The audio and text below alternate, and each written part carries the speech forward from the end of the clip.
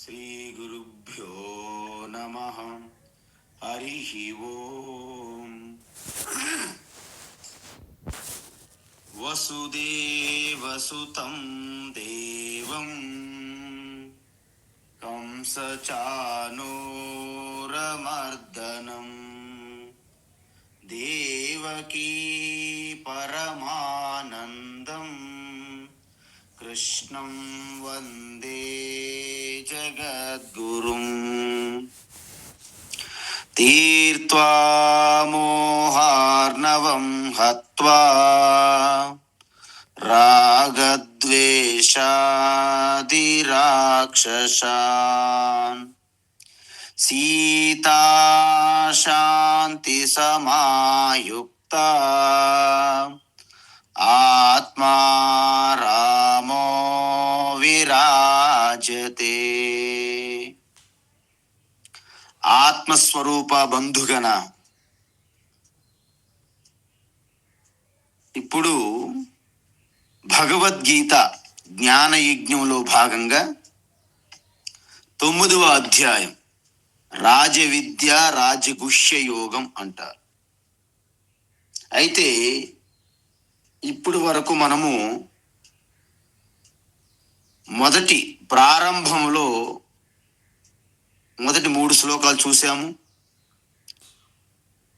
ఈ అధ్యాయములో భగవాను వాచ నుండి ప్రారంభమైనది. అంటే అర్జునుడు అడగలేదు, భగవాను స్వయంగా యోగ్యమైన వాళ్ళకి ఇది అందించాలి అని తన సంకల్పంతో చెప్పడం జరిగినది.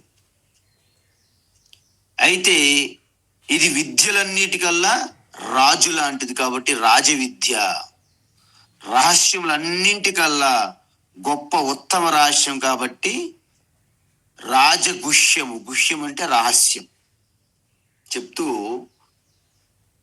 ఈ విషయం అంటే ఏదైతే ఈశ్వరుని యొక్క నిర్గుణ స్వరూపం ఉన్నదో అదే ముఖ్యమైన విషయం ఈ అధ్యాయంలో.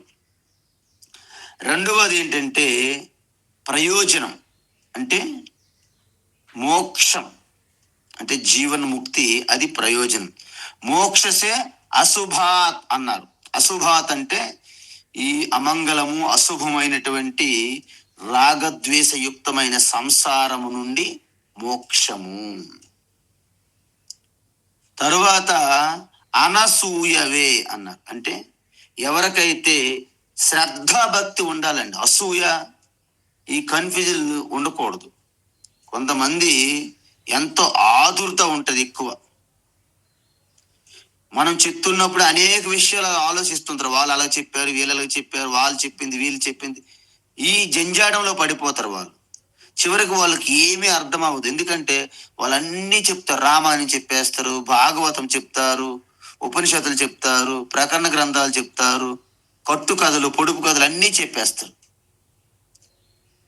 కానీ ఎవరైతే పూర్తిగా తత్వాన్ని పట్టుకుంటారో, ఎలాగైతే మనం ఒక ఆవు కట్టడానికి పోతాం, మొదట్లో దాన్ని ఇలాగా షేక్ చేస్తాం, కదులుతుంటే మరొకంత గట్టిగా దాన్ని స్ట్రాంగ్ చేస్తాం.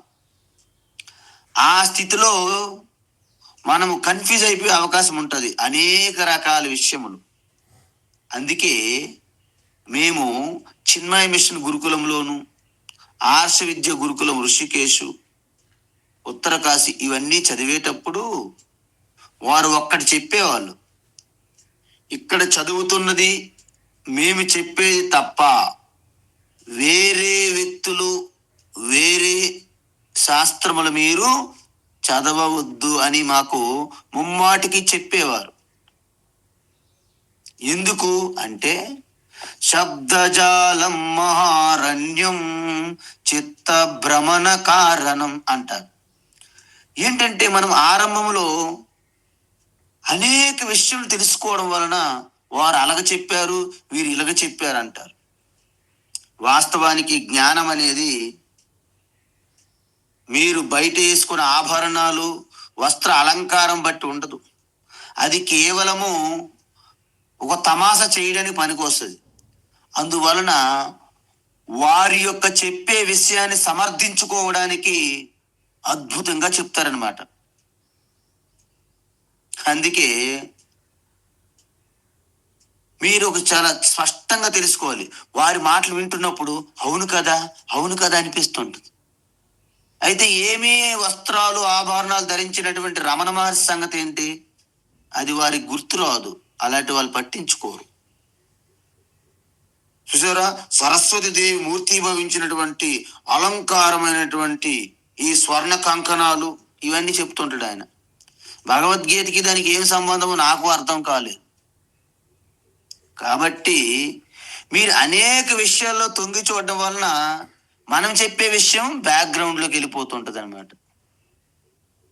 అందుకే ఫస్ట్ ఈ తత్వాన్ని మీరు ముందు పట్టుకోవాలి అంటే మన లోపల ఉన్న విషయాలు కానీ కొత్త విషయాలు కాసేపు తాత్కాలికంగా పక్కన పెట్టాలి. మీరు ఒక విషయం గమనించండి. కొత్త పంట వేయాలి అంటే పాత పంట యొక్క మూలముల నుండి మనము నాశనం చేయాల్సి ఉంటుంది. అదే విధంగా ఒక గోడకి పెయింటింగ్ వేయాలనుకుంటే ఆ పాత పెయింటింగ్ పూర్తిగా తీసివేసిన తరువాతనే కొత్త పెయింటింగ్ పడుతుంది. అందువలన ఆరంభములో మన మనస్సు దూది పింజం వలె, అంటే ఒక శుభ్రంగా ఓపెన్గా, ఎంప్టీ మైండ్ ఓపెన్ మైండ్ అంటారు. అంటే స్పష్టంగా పరిశుద్ధంగా ఏకాగ్రత చిత్తముతో మీ మనస్సు ఉంటేనే ఈ బ్రహ్మతత్వము ఆత్మతత్వంగానే ప్రకాశిస్తున్నది. అందువలన భగవాన్ ఏమన్నారు? నాలుగవ శ్లోకములో ఇదంతా ఒక అవ్యక్త స్వరూపము. నిర్గుణ ఈశ్వర స్వరూపం ఎలాంటిది? అవ్యక్త స్వరూపము. అదేవిధంగా తతం అంటే సర్వంగా వ్యాపించి ఉన్నది. సర్వంగా వ్యాపించి ఉన్నది. ఇంకేమన్నారు? మస్తాని సర్వభూతాని అంటే ఈ జగత్తంతటికి అధిష్టానమై ఉన్నాను అన్నారు. అది 4వ శ్లోకంలో 3 విషయాలు చెప్పారు. అయితే తర్వాత ఏమంటున్నారు? ఏ రకమైనటువంటి అధిష్టానము? మిథ్యా జగత్ అని చెప్పడానికి నచమస్థాని భూతాని, నాలో జగత్తు లేదు అంటున్నారు. అంటే ఎలా ఉన్నది మరి? జగత్తు అనేది శాశ్వతమైన జగత్తు అంటూ ఉండదు. ఎందుకు? జగత్తు సత్యం కాదు. అలాగని జగత్తు అనేది లేదా? మాయ కాదు, జగత్తు ఉంది. ఏంటి ఉంది లేదంటారు ఏంటి? మీరు ముందు కన్ఫ్యూజ్ అయిపోయారా అని మమ్మల్ని అంటారు. కాదు. ఇక్కడ ఉంగరం ఉందా లేదా? ఉంది. నిజంగా ఉంగరం ఉందా? లేదు. ఏంటి అలాగంటున్నారు? అక్కడ బంగారం ఉంగరం అనేది ఉంది కాబట్టి ఉంగరము అనేది పేరు పెట్టారు మీరు. నిజంగా ఉంగరం అంటే సెపరేట్గా ఉందండి, బంగారం కంటే వేరుగా లేదు. ఓహో, బంగారం కంటే వేరుగా ఉంగరం లేదు. ఒకవేళ మనం కరిగించిన తర్వాత కూడా బంగారమే ఉంటుంది. ఉంగరానికి ముందు బంగారం ఉన్నది, ఉంగరం తర్వాత కరిగించిన తర్వాత బంగారమే ఉన్నది. మరి మధ్యలో ఉన్న ఉంగరం సంగతి ఏమిటి? అది మిథ్య. ఒక మధ్యకాలంలోనే ఉంగరం కనిపించింది, ఇప్పుడు బంగారముగానే ఉన్నది. అంటే ఉంగరముగా ఉన్నప్పుడు కూడా బంగారమయ్యే ఉన్నది. అవునా కాదా? ఎస్. దీన్ని మీరు అర్థం చేసుకుంటే జగత్తు సృష్టి కంటే ముందు పరమాత్మ ఉన్నది, ప్రళయమైనప్పుడు తర్వాత పరమాత్మ ఉంటున్నది. మరి మధ్యలో జగత్తు కనిపిస్తుంది. అంటే మధ్యలో జగత్తు ఉన్నప్పుడు కూడా పరమాత్మయే జగత్తుగా కనిపిస్తున్నది, ఉంగరం వలె కనిపిస్తున్నది. దాన్నే మిథ్యా జగత్ అధిష్టానం. మిథ్యా జగదధిష్టానం ముక్తిదా ముక్తి రూపిణి లాస్య ప్రియా లయకరీ లజ్జారంభాధివందిత అని లలితా సహస్రనామంలో కూడా చెప్తారు ఇవి. అందువలన తర్వాత ఏమన్నారు? పశ్చమే యోగమైశ్వరం. చూసారా, పశ్చమే యోగమైశ్వరం అంటే వాస్తవానికి ఈ ప్రాణులు, ఈ జగత్తు, నామరూపం ఉన్న జగత్తు శాశ్వతమైనటువంటి సత్యమైనటువంటిగా లేవు, నాపై అలా కనిపిస్తున్నాయి. అదే నా యొక్క మాయ యొక్క విభూతిని దర్శించు అర్జున. పశ్చమే యోగమైశ్వరం అని చెప్పారు. అయితే నిజానికి నేను ఈ ప్రాణులను సృష్టిని సృష్టించినప్పటికీ వాటికి నేను స్థితి కారణం అంటే సృష్టి స్థితి నేనే అయినప్పటికీ ఈ జగత్తు పైన నేను ఆధారపడను. జగత్తుయే నాపై ఆధారపడి నా పైన నిలబడి ఉంటున్నది అని చెప్పారు. భూతభృత్ భూతస్థ భూత భావన అని చెప్పారు. అంటే సృష్టి స్థితి లయకి నేనే కారణము అని చెప్పడం జరిగింది. ఇది అయితే ఇప్పుడు దాన్ని కాస్త వివరిస్తున్నారు. ఏంటి వివరించడము అంటే, ఈ జగత్తు ఏ విధంగా అంత సృష్టి స్థితి లయకి ఈశ్వరే కారణమైనప్పుడు మరి మనలో జరుగుతున్న చెడు, ఈ దుర్గంధాలు సుగంధాలు అన్నీ కూడా పరమాత్మకు అంటుకుంటాయి కదా. మీరు చెప్పండి, ఇప్పుడు మొత్తం జగత్తంతా ఈశ్వరుని యందు స్థిరంగా సృష్టి స్థితి అన్నారు. మరి ఈశ్వరుడే ధరిస్తున్నాడు, ఈశ్వరుడే ఆధారము. ఈశ్వరులందు ఉన్నప్పుడు సహజంగా మనకు ఒక సందేహం వస్తుంది. మీకు వచ్చిందా? ఏమిటంటే, జగత్తుకు ఈశ్వర ఆధారమై జగత్తు ఆయనలో ఉంటే మరి ఈ జగత్తులో ఉన్న అశుద్ధం ఈశ్వరికి అంటదా? ఇది చెప్పండి. ఇదే అడుగుతా. ఈ ద్వైతులు, విశిష్టాద్వైతులు వీళ్ళందరూ అడిగిన ప్రశ్నలు ఇవే. మరి అంత బ్రహ్మమయం జగత్తు, సర్వం రే బ్రహ్మమయం జగత్తు. సదాశివ బ్రహ్మేంద్ర స్వామి అంట రే సర్వం బ్రహ్మమయం జగత్తు అని. మరి జగత్తంతా పరమాత్మలు ఈశ్వరులు ఉంటే మరి ఈ జగత్తు యొక్క అశుద్ధం అంతా ఈశ్వరునికి అంటదా అంటే దానికి సమాధానము భగవాన్ శ్రీకృష్ణుని ఎంత అద్భుతమైన సమాధానం చెప్పారంటే, యథాకాశస్థితో నిత్యం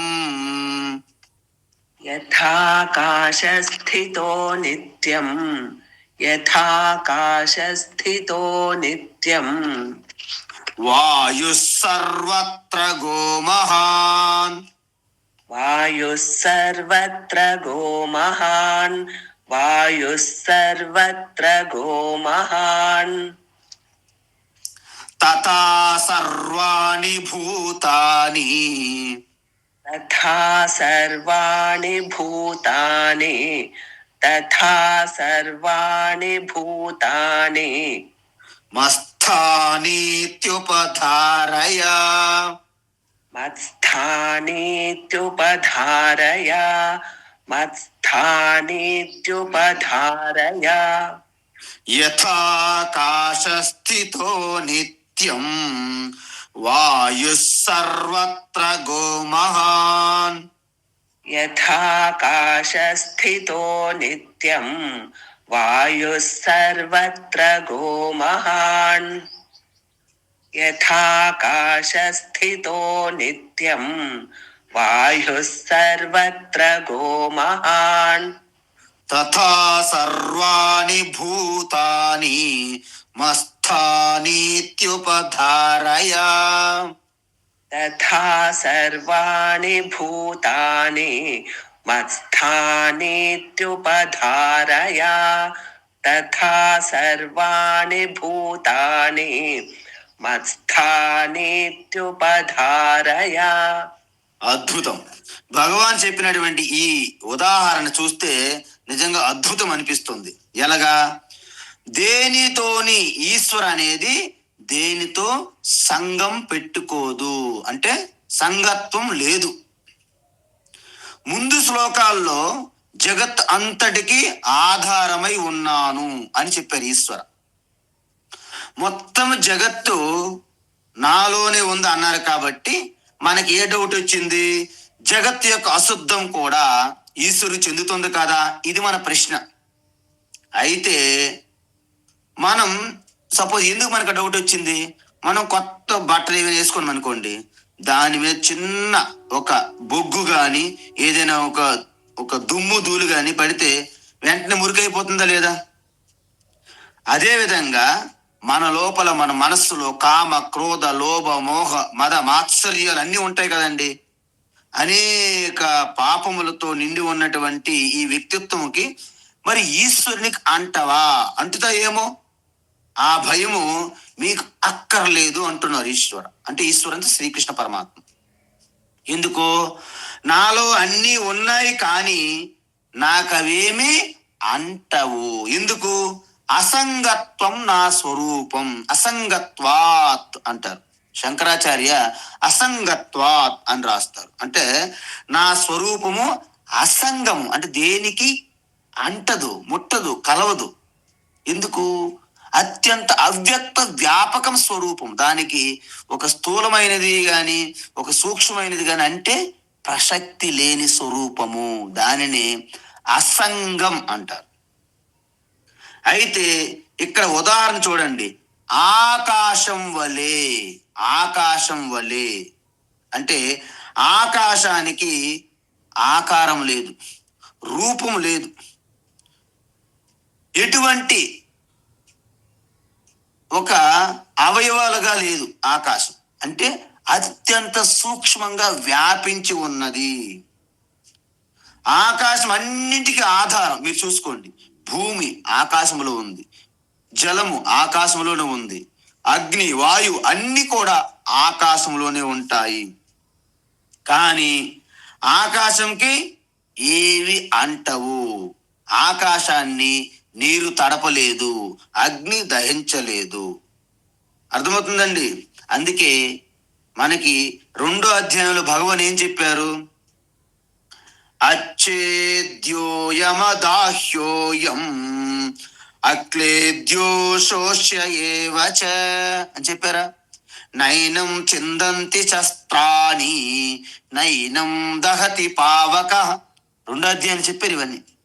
అంటే ఆకాశాన్ని ముక్కలు చెయ్యలేము, ఆకాశాన్ని కాల్చలేము, ఆకాశాన్ని తడపలేము. అంటే ఈశ్వరు అన్నిటికీ ఆధారం అయినప్పటికీ కూడా ఆయన దేనికి అంటటం లేదు. అందుకే పుణ్య పాపాలకి అతీతం. మీ పుణ్యము దానికి అంటదు. అబ్బా మంచి చాలా పుణ్యాత్ముడండి, ధర్మాత్ముడండి. ఈ పుణ్యము, ధర్మము, పాపము, అధర్మము ఆత్మ లేదా ఈశ్వర అంటే నిర్గుణ ఈశ్వర పరమాత్మకి అంటవు. ఎందుకు? అన్యత్ర ధర్మాత్ అన్యత్ర అధర్మాత్ నా పుణ్యం నా పాపం నా సౌఖ్యం నా దుఃఖం అన్నారు. నా మంత్రో నా తీర్థం నా వేద నా యజ్ఞ. అంటే నా నా నా అంటే కాదు కాదు కాదు. పుణ్యము లేదు, పాపము లేదు, సుఖము లేదు, దుఃఖము లేదు. ఏవి కూడా ఆ ఈశ్వర పరమాత్మయే ఆత్మకి అంటావు. అసంగం. ఇప్పుడు మీరు చెప్పండి, ప్రపంచములో ఉన్న మంచి గాని చెడు గాని ఈశ్వరునికి అంటుతుందా లేదా? అంటదు. అయితే ఇప్పుడు ఈశ్వరుడు మంచివాడా చెడ్డవాడా? ఏంటి ఆన్సర్ చెప్పాలి మనం? ఈశ్వరుడు మంచివాడు కాదు, చెడ్డవాడు కాదు. ఎందుకు? ఈశ్వరుడికి రూపమే లేదు. రూపమే లేకుంటే మంచి చెడ్డ ఎలా చెప్తారు మీరు వ్యక్తిగా? అందువలన గుణాభిరాముడు, సకల గుణములు, అఖిలాండమైనటువంటి అన్ని కళ్యాణ గుణైక రూపం అంటాం మనం. ఇవన్నీ కూడా ప్రారంభ స్థితిలో మనం ఆపాదించి గుణములు లేని ఆ యొక్క నిర్గుణ స్వరూప తత్వంలో మనము చేరుకోవాలి. ఆ స్థితిలో అసలు ద్వైతమే లేదు, అసలు ద్వైతమే లేదు అంటున్న భగవాన్ శ్రీకృష్ణ. అందువలన ఈ ద్వంద్వములు, ఈ ద్వైతం అనేది వ్యావహారిక స్థాయిలోనే ఉంటాయి. పారమార్థిక స్థాయిలో ద్వంద్వాతీతులు అంటారు. బ్రహ్మానందం పరమసుఖం కేవలం జ్ఞానమూర్తి ద్వంద్వాతీతం గగన సదృశం తత్వమస్యాది లక్ష్యం ఏకం నిత్యం విమలమచలం సర్వది సాక్షిభూతం భావాతీతం త్రిగుణరహితం సద్గురుం పరమాత్మ ఈశ్వరం తం నమామి. అందువలన గురువు కూడా నిర్గుణ ఆత్మస్వరూపంగా దర్శించాలి, అంతే తప్ప ఎప్పుడు కూడా మీరు ఆ యొక్క సగుణ సాకార రూపంలో ఆగిపోకూడదు. అందుకే ఈశ్వర గురువు శిష్య ఆత్మస్వరూపంగా ఒక్కటే అని చెప్పారు శాస్త్రం. ఈ స్థాయికి వెళ్ళాలండి.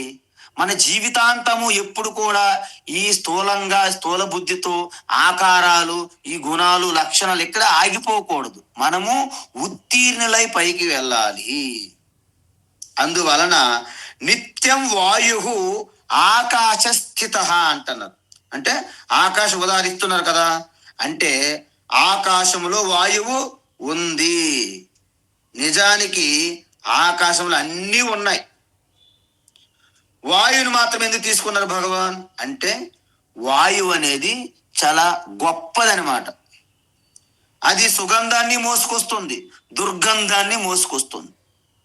సపోజ్ ఇక్కడ మీరు ఉదయం పూట ఆ మెడిటేషన్ ధ్యానం చేసి, ఆ పూజ చేసి, మంచి అగరబత్తులు సుగంధ ద్రవ్య అంటే గంధం లేపనములు పెట్టారనుకోండి, మంచి వాసన వస్తుంది. వాసన అంటే వాయువు మీకు సుగంధాన్ని తీసుకువచ్చింది.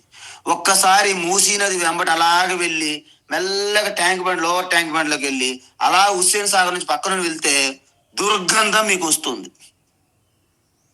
అయితే ఇంతకీ వాయువుకి ఏమైనా సంబంధమా? ఆ వాయువు కదులుతుంటే ఆ సుగంధ దుర్గంధాలు అనేవి పృథివీ తత్వము వాయువు మోసుకొస్తుంది.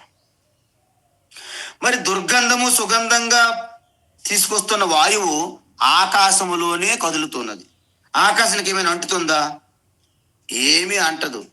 ఆకాశం నిత్యము శాశ్వతం, అలాగే అంటకుండా అసంగంగా ఉంటున్నది. అందువలన సర్వత్ర గహ అంతటా సంచరిస్తుంది. ఏమిటి? వాయు. మహాన్, చాలా బలమైనది వాయువు. అందుకే త్వమేవ ప్రత్యక్షం బ్రహ్మాసి, ఏ వాయు నువ్వే ప్రత్యక్షం బ్రహ్మ అని ఉపనిషత్తులు చెప్పారు, తైత్రీ ఉపనిషత్తులు. ఒక్క క్షణము వాయువు లేకపోతే మన పరిస్థితి ఏమిటో మీకు తెలుసు. ఈ మధ్యనే కరోనా సిచ్యువేషన్ చూసాం అందరం. కాబట్టి వాయువు అనేది అంతటా సంచరిస్తూ ఉన్నది, విస్తృతమైనది, బలమైనది. ఏ గంధాన్ని అయినా మోసుకొచ్చిన ఆ గంధము ఆకాశానికి ఎలాగైతే అంటదో అదే విధంగా కథ అంటే అదే విధంగా ఈ రకంగానే అర్థం చేసుకోవాలి మీరు. ఏంటి? సర్వాణి భూతాని మస్తాని అంటే నాలో అన్ని ప్రాణులు, నామరూపాలు, యావత్తు సృష్టి నాలోనే ఉన్నప్పటికీ వాళ్ళ యొక్క మంచి చెడు ఏవి నాకు అంటవు. ఇంతకుముందు చెప్పాను మీకు, ఒక కారు ప్రయాణిస్తున్నది, ట్రాఫిక్ లోనో ఇరుక్కున్నది, స్పీడ్ బ్రేకర్లకు గుద్దుతున్నది. ఏమైనా పొరపాటు జరిగి యాక్సిడెంట్ అయినా, లేకపోతే సక్రమంగా డ్రైవింగ్ చేసి గమ్యస్థానాన్ని చేరిన పెట్రోల్కి ఏంటి సంబంధం అండి? మీరు మీ డ్రైవింగ్లో ఎటువంటి లోటుపాట్లు జరిగినప్పటికీ పెట్రోల్కి ఎలాగైతే సంబంధం లేదో, ఈ సృష్టిలో మంచి చెడులు కూడా ఆ ఈశ్వరునికి అంటవు అని చెప్పారు. అందువలన ఇది ఉపధారయ, ఈ విషయాన్ని పదే పదే పదే పదే మననం చేసుకొని నీ హృదయస్థంలో పెట్టుకో అర్జున అని చెప్తున్నారు. అందువలన దీన్ని ఒక్కసారి వినినంటనే మనకు వచ్చేది. పదే పదే పదే దీని మీద సాలిడ్ అవ్వాలంటే ఎంతటి కాంక్రీట్ అయినా వేసిన వెంటనే దాని మీద నడిచామనుకోండి, అది ఊడిపోతుంది. ఒక్క రాత్రి దాన్ని విడిచిపెట్టి ఉదయాన్నే నీళ్లు దాని మీద పోస్తే స్ట్రాంగ్ అయిపోతుంది. మీరు భగవద్గీత ఇలాంటి గొప్ప బ్రహ్మ విద్య రాజవిద్య వినేటప్పుడు అనేక విషయాలు ఎవరెవరు ఏం చెప్పారు ఇవంతా తీసుకొచ్చి అందులో పెట్టారనుకోండి, మీరు కన్ఫ్యూజ్ అయిపోతారు. అసలు విషయం వెనక్కి వెళ్ళిపోతుంది. అందువల్ల గురువులు ప్రవచనకారులు ఎలా తయారయ్యారంటే, వాళ్ళు చేస్తున్న దానికి సమర్థించుకోవడానికి భగవద్గీత ఒక సపోర్ట్గా తీసుకుంటుంటారు. ఇంతకుముందు మీకు చెప్పాను కొన్ని విషయాలు, మళ్ళీ వస్తే మళ్ళీ చెప్తాను.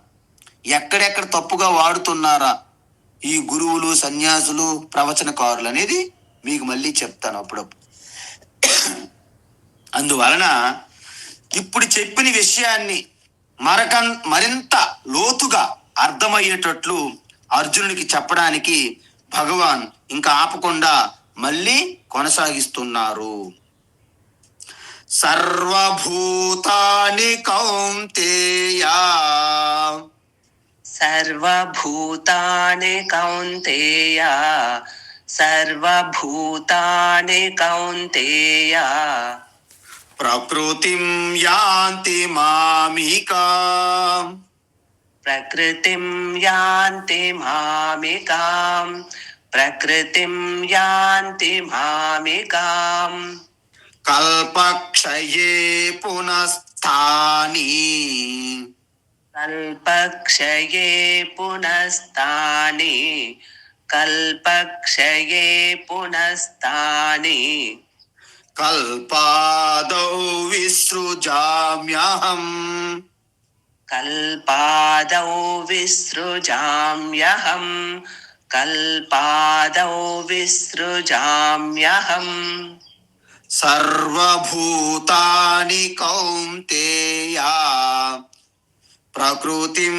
యాంతి మామికాం, సర్వభూతాని కౌంతేయ, ప్రకృతిం యాంతి మామికాం, సర్వభూతాని కౌంతేయ, ప్రకృతిం యాంతి మామికాం, కల్పక్షయే పునఃస్థాని, కల్పాదౌ విసృజామ్యహం, కల్పక్షయే పునస్తాని, కల్పాదౌ విసృజామ్యహం, కల్పక్షయే పునస్తాని, కల్పాదౌ విసృజామ్యహం. ఉత్తమం. ఇప్పుడు భగవాన్ శ్రీకృష్ణ ముందు ఎంతమంది ఉన్నారండి వినడానికి? ఆడియన్స్, స్టూడెంట్స్ ఒక్కరున్నారు. అందుకే హే కౌంతే అంటున్నాడు. అంటే ఒక్కొక్కసారి యామరపాటులోని ఎక్కడ నిద్రపోతున్నాడా, సరిగ్గా వింటున్నాడా లేదా కృష్ణ పరమాత్మ సందేహం. ఎందుకంటే ఉన్నదే ఒక్కరున్నారు ముందు. ఆయన నిద్రపోతే ఇంకెవరో చెప్తారండి? ఆయన పంచిపోతాలకు చెప్పాలా? ఇప్పుడు మీరు ఉన్నారు, ఒక దగ్గర 20 మంది పైన ఉన్నారు. సో మీరు ఒక్కొక్కసారి అది అటువైపు చూసి ఇటువైపు చూసి ఏదైనా పని చేసి ఏదైనా యామరపాటులో నిద్రపోయినా నాకు పెద్దగా ఏం ప్రాబ్లం లేదు, మిగతా వాళ్ళని వింటున్నారు కాబట్టి. అదే వింటున్న ఒకే ఒక అర్జును పడిపోయాడు అనుకోండి, కృష్ణ పరమాత్మ పైన చూడండి ఎంత ఘోరంగా ఉంటుందో. అందుకే హే కౌంతే అంటారు, గెటప్ గెటప్. అందువలన అప్పుడప్పుడు హే కౌంతే అంటే ఏ కుంతిక బేటా గెటప్ ఎలర్ట్ అని చెప్పడం అన్నమాట. అందువలన హే కౌంతేయ సర్వభూతాని అంటే సృష్టి యందు సకల ప్రాణులు. భూతాన్ని అంటే ఇది భూత ప్రేత పిశాచి కాదండి, భూతం అంటే సకల ప్రాణులు. కల్పక్షయే ఈ సృష్టి యొక్క మహాప్రళయం సమయంలో మామికా, ఇక్కడ మామి మామి అంటుంటారు హిందీలో. మామ ఆగయా, మామి ఆగయా అంటారు. ఇక్కడ మామి మామ కాదు, మామికాం అంటే they will come to me, అవి నాకు చేరుతాయి, నా వద్దకు చేరుతాయి. మామ కాఫ్ పాండవాశ్చైవ, మామక అంటే నా యొక్క అని అన్నాడు ధృతరాష్ట్ర స్టార్టింగ్ లో. ఇక్కడ మామికాం అంటే నన్నే చేరుతున్నాయి. ఎలాగా? ప్రకృతి. ఇక్కడ చూడండి, ప్రకృతి అంటే అవ్యక్త స్వరూపంగా ఉన్నటువంటి ఆ మాయను ప్రకృతి అంటారు. అవ్యక్తంగా ఉన్నటువంటి మాయను ప్రకృతి అంటే అవ్యక్తమే మళ్ళీ వ్యక్తమవుతున్నది కదా. అవ్యక్తము మళ్ళీ వ్యక్తమవుతున్నది. వ్యక్తమైతే దాన్ని జగత్ అంటారు. మళ్ళీ అవ్యక్త రూపంలోకి వెళ్ళిపోతే దాన్ని మాయా లేదా ప్రకృతి అంటారు. అందువలన ఈ సృష్టి మహాప్రళయం సమయంలో ఈ ప్రకృతి మాయా స్వరూపంగా నన్నే చేరుతుంది. మామికా పునః మరల కల్ప ఆదౌ అంటే సృష్టి ఆరంభంలో తాని విసృజామి మళ్ళీ అన్నింటినీ నేను వ్యక్తమయ్యేటట్లుగా సృష్టి చేస్తున్నాను అని చెప్తారు. అంటే ఇక్కడ మీకు ఒకటి అర్థం చేసుకోవాలి. ఏంటి? జగత్తును సృష్టించే ముందు ఆ జగత్తు నా యందే అవ్యక్త రూపంలో ఉన్నది. బీజస్యాంతరివాంకురో జగదిదం ప్రాణిర్వికల్పం పునః. చూసారా, ఈ సృష్టి కంటే ముందు బీజావస్థలో అవ్యక్త రూపములో నిర్వికల్పంగా ఉన్నది అని చెప్పారు. పునః మళ్ళీ మాయా కల్పిత దేశ కాల కలనా వైచిత్ర చిత్రీకృతం. పునః మళ్ళీ ఈ మాయ నుండి వచ్చినటువంటి ఈ కాలము దేశము అంటే టైమ్ అండ్ స్పేస్ అంటారు. ఈ దేశ కాలాలను వాడుకుంటూ మొత్తం చిత్ర విచిత్రాలని సృష్టించడం జరిగినది.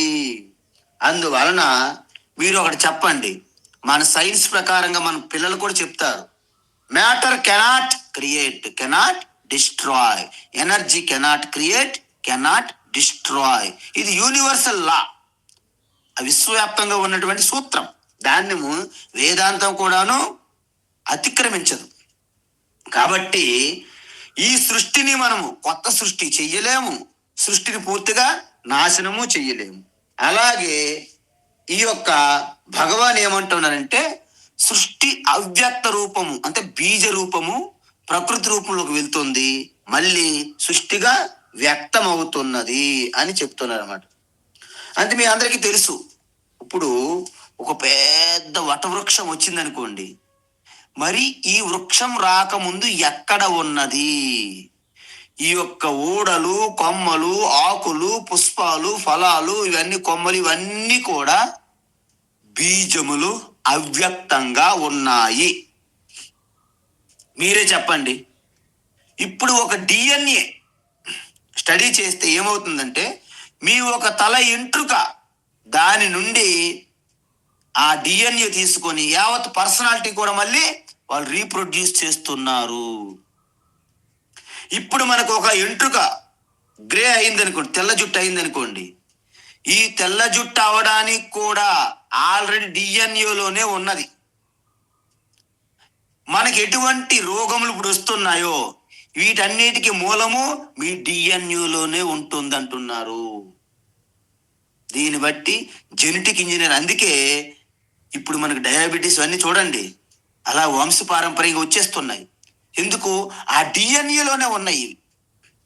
కాబట్టి ఒక విత్తనములో ఒక మహావృక్షం ఎలాగైతే అవ్యక్త రూపంలో ఉంటుందో, ఒక తల్లి గర్భములో శిశువు ఎలాగైతే బేబీ అవ్యక్త రూపంలో ఉంటుందో, ఈ ప్రపంచము ఈ సృష్టి జగత్తంతా ఈశ్వరుని యందు అవ్యక్త రూపంలో ఉంటుంది.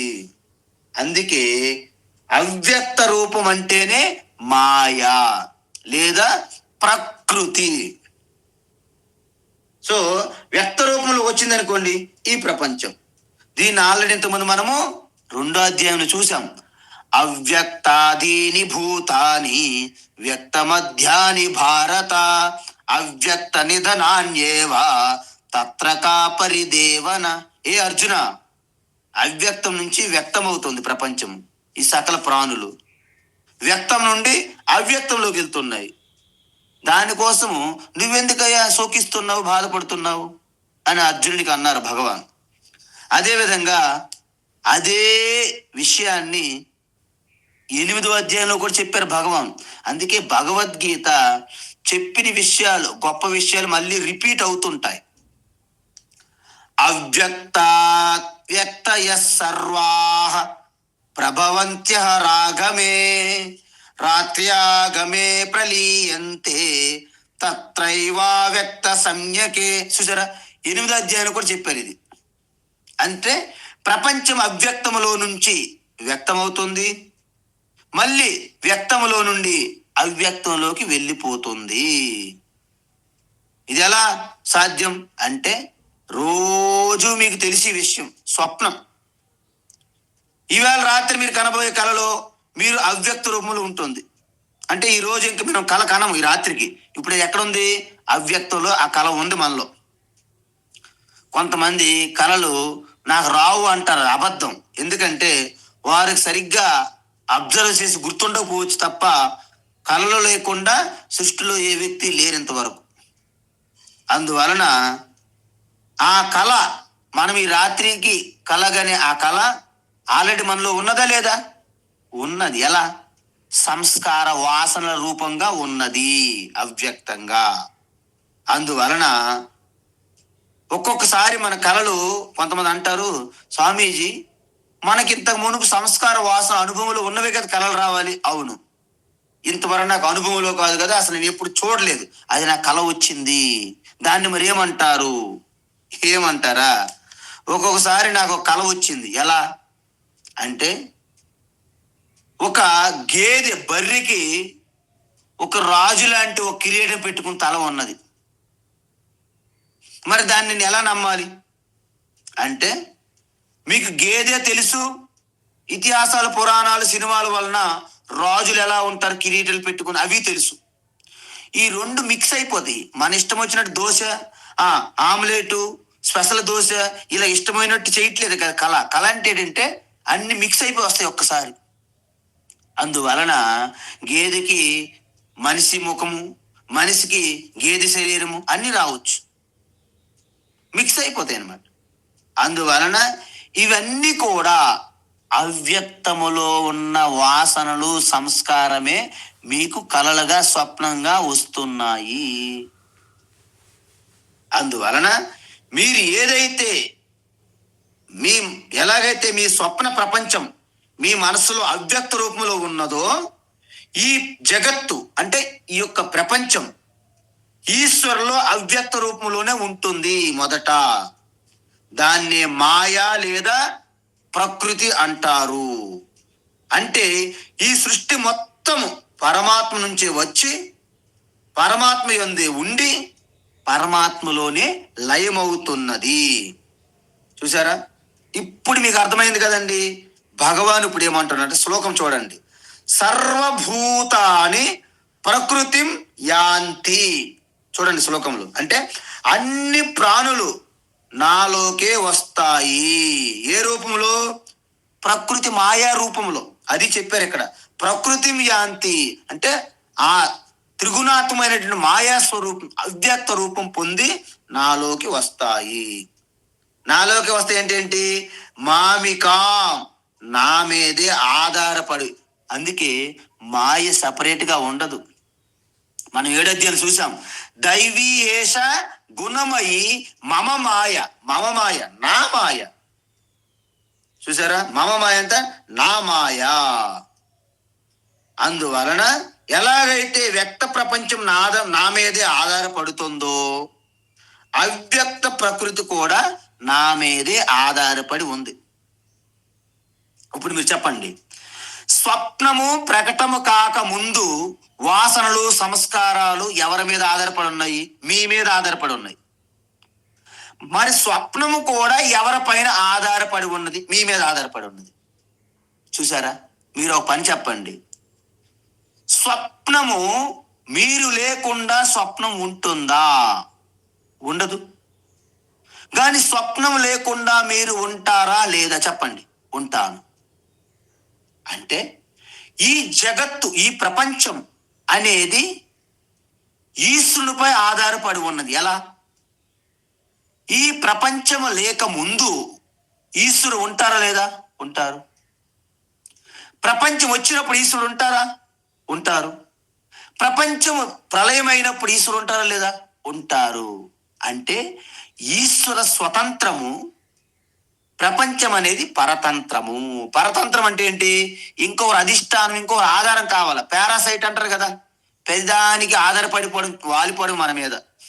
అందుకే ఈ మాయకి స్వతంత్ర ఆధారం, అధిష్టానం లేదు. అందుకే స్వామి ఈశ్వర ఉండాలి. అందువలన ఇప్పుడు ఏమంటున్నారు? మామికాం అంటే ఎప్పుడైతే కల్పక్షయ అంటే ప్రళయం జరిగినప్పుడు నాలోకి చేరుకుంటుంది. ఇక్కడ కల్ప వాడారు. కల్ప అంటే ఏంటంటే ఒక చాలా దీర్ఘమైనటువంటి సమయానికి కల్ప అంటారు. సపోజ్ ఒక బ్రహ్మదేవుని ఒక రోజు మనం చూసాం. ఏంటది? 2000 చతుర్యుగాలు. అంటే కలియుగం, ద్వాపరం, త్రేత, కృతయుగం, ఈ 4 యుగాలు కలిపితే 43,32,000 సంవత్సరాలు అయింది కదండి. అందువలన ఇంత పెద్ద మొత్తాన్ని 2000 సంవత్సరాలు, ఇది ఒక లెక్క. ఈ పెద్ద లెక్కలు ఎంత ఎంత ఎంత దీర్ఘ సమయం అంటే దానికి కల్ప అంటారు. ఈ కల్ప అంతములో ఈ సృష్టి అంతా ప్రకృతి రూపంలో మారి నా వద్దే ఉంటున్నది ఆధారంగా తీసుకొని. మరి ఆదౌ కల్ప అంటే కల్పాదౌ అంటే సృష్టి ఆరంభములో అహం విసృజామి, నేనే పరమాత్మ, నేను ఒక విసృజామి అంటే సృష్టిస్తున్నాను. మళ్ళీ వ్యక్త రూపంగా వస్తుంది, సృష్టి జరుగుతుంది. అంటే 1000 చతుర్యుగాల తర్వాత బ్రహ్మదేవుడు లేచినప్పుడు కొత్త సృష్టి వస్తుంది. అంటే ఇక్కడ కల్ప అంటే ఏంటంటే 1000 చతుర్యుగాలు అని తీసుకోవాలి మీరు. అంటే బ్రహ్మకి ఒక పగలు, బ్రహ్మకి ఒక రాత్రి, అంటే బ్రహ్మదేవునికి ఒక రాత్రి లేదా ఒక పగలకి కల్పము అంటారు ఇక్కడ. కాబట్టి కల్పాదౌ అంటే సృష్టి ఆరంభములో మళ్ళీ అహం విసృజామి అంటే సింపుల్ అండి. కల్పక్షయే అంటే నిద్రపోయేటప్పుడు స్వప్నం అనేది వచ్చింది. మళ్ళీ నిద్ర నుండి మళ్ళీ బయటికి లేచినప్పుడు మనము విసృజామి, మళ్ళీ ఈ జగత్ వస్తుంది. అదే విధంగా బ్రహ్మదేవుని యొక్క పగలు రాత్రి కల్పము అంటారు. అందువలన బ్రహ్మదేవ ఎప్పుడైతే నిద్రపోతారో అప్పుడు మహాప్రలయం. ఆయన నిద్ర నుంచి లేచినప్పుడు కల్ప ఆదౌ అంటే సృష్టి ఆరంభంలో విసృజామి వ్యక్త రూపంలో వస్తుంది ప్రపంచం అని చెప్పారు. దీన్ని ఇంకా వివరణిస్తున్నారు భగవాన్ శ్రీకృష్ణ. ఏమిటది?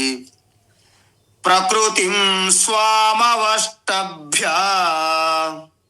ప్రకృతిం స్వామవష్టభ్య ప్రకృతిం స్వామవష్టభ్య అష్టభ్య కాదమ్మా, అష్టభ్య.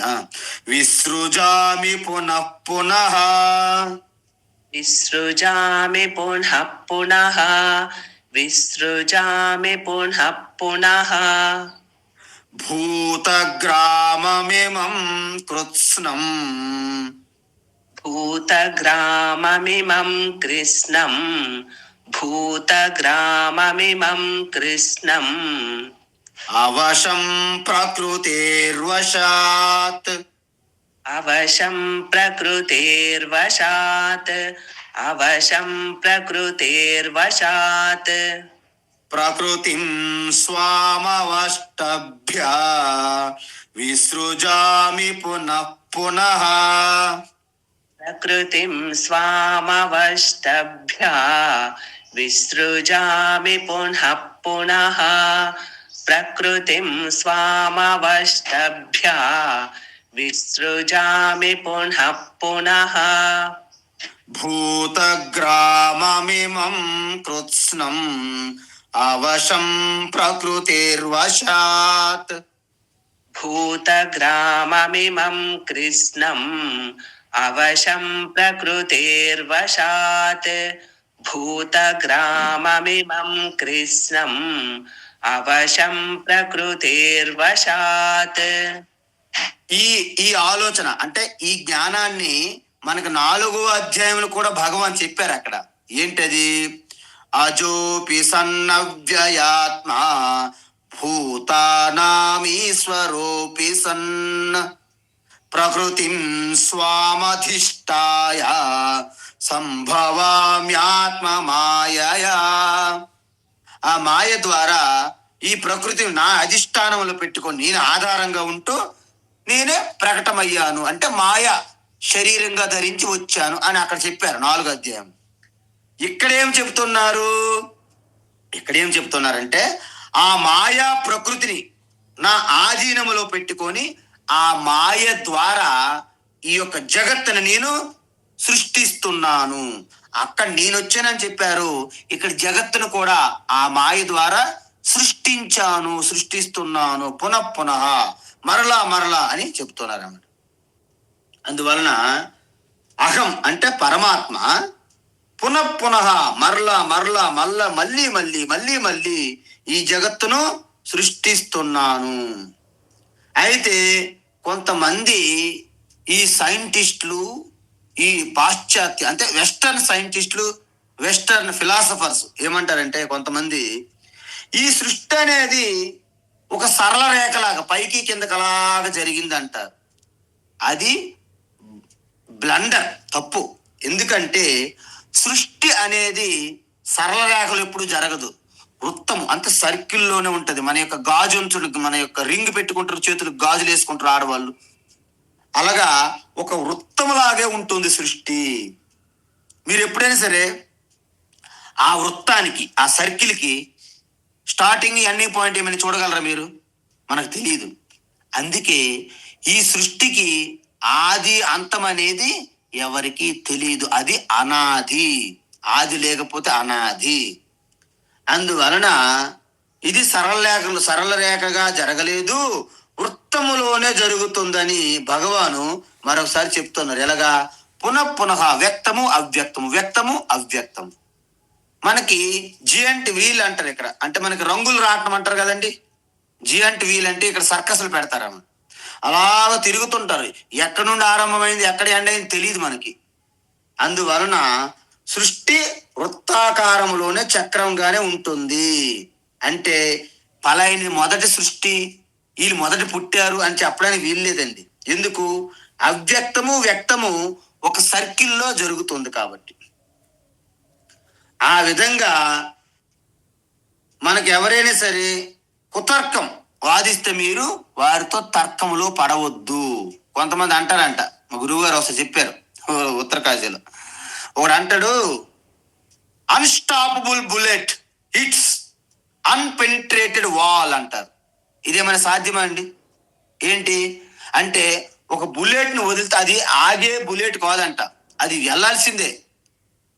గోడ ఉన్నది, ఏదొచ్చినా గోడ నుండి దూసుకొని సొచ్చుకొని పోయే అవకాశమే లేదంట. ఈ రెండు సెట్ అవుతాయండి. అంటే వెలుతురు చీకటి ఒకే దగ్గర ఉన్నాయన్నమాట. ఉండవు, అలాగా ఉంటాయండి, అలాగా ఉండవు. కాబట్టి వెలుతురు చీకటి ఎలాగైతే ఒక్క దగ్గర ఉండవో, కాబట్టి ఇలాంటి తర్కలు మనకు ఉపయోగపడవు. అసంబద్ధమైన ప్రశ్న. అందువలన సృష్టి ప్రకారం ఎలా మొదలైంది, ఎప్పుడు మొదలైంది, ఎవరితో మొదలైంది, ఇలాంటి ప్రశ్నలు మనకి అవసరం లేని పని అన్నమాట. అందువలన దానివలన మనకి ఎటువంటి ఫలితము రాదు, మన సమయం మన శక్తి వృధా అయిపోతుంది. అందువలన ప్రకృతి స్వాం అవష్టభ్య అంటే ఏంటి అర్థము? ప్రకృతి సాయం తీసుకోవాలి. ప్రకృతి అంటే ఇక్కడ అవ్యక్త రూపంలో ఉన్నట్టు మాయ. కానీ నేను సృష్టి చెయ్యాలంటే ఈ మాయ లేకపోతే అవదండి. అందుకే మీరు ఒక విషయం చూడండి, కరెంటు ఉన్నది, కరెంటు ఉన్నంత మాత్రాన మనకేం ఉపయోగాలు లేవు. అద్భుతమైనటువంటి ఎక్విప్మెంట్లు ఉండాలి. మనకు వెలుతురు కావాలి, బల్బ్ ఉండాలి. మనకు గాలి కావాలి, ఫ్యాన్ ఉండాలి. మీకు కూలర్ కావాలి, ఫ్రిడ్జ్, హీటరు. అంటే ఇవన్నీ కరెంట్లో అవ్యక్తంగా ఉంటాయి. కానీ ప్రకటన అవ్వాలంటే వాటికి వ్యక్తమైనటువంటి ఇన్స్ట్రుమెంట్స్ కావాలి, ఎక్విప్మెంట్ కావాలి. కాబట్టి పరమాత్మ అన్నిటికీ ముఖ్య ఆధారం అయినప్పటికీ ప్రకటమయ్యే పరిస్థితి లేదు. కాబట్టి మాయ సహాయాన్ని అందించాలి. అందుకే శివశక్తి ద్వయం కావాలి. అందువలన వ్యక్త రూపంలోనే చూసాము. ఎలాగైతే స్వప్న ప్రపంచం సృష్టించాలంటే వాసనలు, సంస్కారం ఎలాగైతే మనకు అవసరమో ఈ జగత్తు సృష్టికి కూడా ప్రకృతి అనేది ఈశ్వరునికి అలా అవసరం పడుతుంది అనమాట. అందువలన ఇమం కృత్స్నం భూత గ్రామం. ఇమం అంటే ఈ జగత్, ఈ మొత్తం జీవరాశులన్నింటి భూత గ్రామం అంటే ఏంటంటే దెయ్యాలు, పిశాచులు, భూతాలు ఉండే గ్రామము, మన విలేజ్లు కాదండి. ఇక్కడ గ్రామము అంటే సముదాయము, సముదాయాన్ని గ్రామము అంటారు. భూత గ్రామం అంటే జీవరాశులు మొత్తం అని అర్థం. కృత్స్నం అంటే సంపూర్ణమైనటువంటి సమస్త జీవులన్నింటిని కూడా ఇమం కృత్స్నం భూత గ్రామం అవశ్యం. వాళ్ళకి స్వతంత్రం లేదండి. అవశ్యం అంటే ఏంటంటే నిస్సహాయంగా ప్రకటన అవ్వాల్సిందే. ఎందుకు? వాడి కర్మానుసారంగా వస్తుంటారు. నిన్న ఎవరో హిందీలో పెట్టారు చిన్న వీడియో, అద్భుతంగా ఉంది. రుణ సంబంధం వలన ఆ రుణం తీర్చడానికి పుత్రులుగా వస్తారని చెప్పారు. అదే విధంగా ఉదాసీనంగా వస్తారు. అదే విధంగా శత్రుత్వం మిమ్మల్ని మళ్ళా రివర్స్ రిటర్న్ గిఫ్ట్ ఇవ్వడానికి వస్తారు. అదే విధంగా సేవ, మీరు ఎవరికైతే ఇంతకుముందు చేశారో ఆ సేవ మీరు పొందడానికి కూడా ఆ సేవ చేసే పుత్రులుగా వస్తారని 4 రకాల పుత్రుల గురించి చెప్పారు. ఇవన్నీ కూడా కర్మ సిద్ధాంతానికి అనుగుణంగానే చెప్పారనమాట. కాబట్టి అవశ్యం అంటే నిస్సహాయంగానే మళ్ళీ అవి వ్యక్తం అవ్వాల్సింది. ఎందుకు మీరు చెప్పండి? మనం నిద్రపోయామంటే ఈరోజు చేసిన పని, మనం వినినటువంటి భగవద్గీత అన్ని నాశనం అయిపోయినట్ట కాదు. మళ్ళీ నిద్ర నుంచి మేలుకున్న తర్వాత మళ్ళీ అవశ్యం నిస్సాయంగా మళ్ళీ ఎక్కడి నుంచి అయితే మనం ఆపామో అక్కడి నుంచి కొనసాగిస్తున్నామా లేదా? అదే విధంగా సృష్టి ఆదౌ కల్ప ఆదౌ, మన యొక్క సమష్టి ప్రపంచం, ఈ జీవరాశులన్నిటి యొక్క కర్మఫలం ఆధారంగా ఈశ్వర మన స్వప్నం వలె ఈ జగత్తుని సృష్టిస్తున్నారు. ఎవరితో? మాయా సహాయముతో, ప్రకృతి సహాయంతో, అవ్యక్త మాయా ప్రకృతి సహాయముతో. మళ్ళీ ఆ కల్పక్షయే అంటే బ్రహ్మదేవుని యొక్క పగల అయిపోయిన తర్వాత ప్రళయం అయ్యింది. ఆ నిద్ర సమయం అయిపోయిన తర్వాత మళ్ళీ సృష్టిస్తున్నారు. ఇది చక్రం, ఇది వృత్తం. కాబట్టి ఇది ఎప్పుడు స్టార్ట్ అయింది, ఎప్పుడు ఎండ్ అవుతుంది అని చెప్పడానికి ఏం లేదు. ఇదంతా ఒక సైకిల్. అంటే బ్రహ్మదేవుని పొజిషన్ కూడా మారొచ్చు ప్రధానమంత్రి లాగా, కానీ సృష్టి అనేది మారే ప్రసక్తే లేదు, ఆగే ప్రసక్తే లేదు. ఈ విషయము మనకు స్పష్టంగా తెలియజేయడం జరిగింది. అందువలన 5వ శ్లోకము నుండి 10వ శ్లోకం వరకు అద్భుతమైనటువంటి బ్రహ్మవిధి చెప్తారని చెప్పాము. అది రేపటి శ్లోకములో 9వ శ్లోకం అనేది మనము కొనసాగిద్దాం. ఎందుకంటే ఇంత ఈ కర్మలన్నీ కూడా ఈశ్వరునికి ఏ విధంగా అంటట్లేదు అనేది రేపు చెప్తారు. హరి ఓం తత్సత్. సర్వం శ్రీకృష్ణార్పణమస్తు. हरि ओम स्वामी जी। జై శ్రీరామ్.